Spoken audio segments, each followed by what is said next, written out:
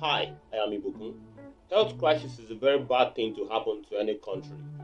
Its devastating effects could resonate for decades if not properly managed, especially if you have a systemic problem like Nigeria. However, it provides the opportunity for a serious government to prove its degree of competence and transparency. And that is what this video is all about. If this sounds interesting to you, hit the subscribe button and let's get going. Let's face it, nobody saw this coming. It took everybody by surprise. And the Nigerian government should not leverage on the excuse that it's because it came suddenly, that is why they cannot handle the situation very, very well. Advanced countries they have the legendary history for handling things very, very well were largely overwhelmed. Not to mention underdeveloped Nigeria, who already have a systemic problem. This COVID-19 has already had a very devastating impact on the economy of Nigeria, and that is why they are so selfish in reopening the economy at a time where they should be containing the virus and sensitizing the country about the devastating effect this virus can have on everybody's health. As a government, your primary responsibility is to make sure that you protect lives and property. And obviously, the Nigerian government is not doing this. They are basically interested in the economy than the welfare of the people. And that is very, very saddening. It's a very, very sad thing, but it's the reality.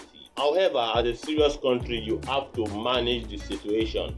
You are saddled with the responsibility as a government to manage any crisis, whether expected or not. However, another thing that is happening is with the fact that due to COVID-19 pandemic, the major source of revenue of Nigeria has hugely dropped. Talking about crude oil, we have witnessed a crash in crude oil price recently, and that has affected Nigeria so badly because our government, as usual, if you trace the history of people telling them to diversify the economy, they are basically not listening to people.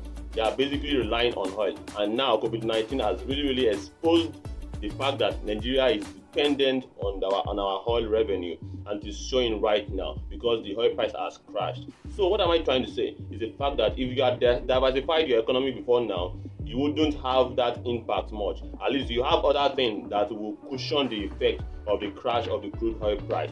But now Nigeria has a huge debt on the head of the Nigerian government right now. In fact, the Buhari-led administration has allegedly took a loan worth 20 trillion naira in Nigerian money, which is a huge sum of money in dollars and other currencies, and which we have to service and pay. So those things are having a devastating effect on us already, and now I don't know what they are doing to salvage the situation, to manage the crisis. So moving forward, excuses will not help us at all. What we will have to start doing now is to think of what will help the country and not making excuses. We have to think of ways that will take us forward and deal with the situation right now.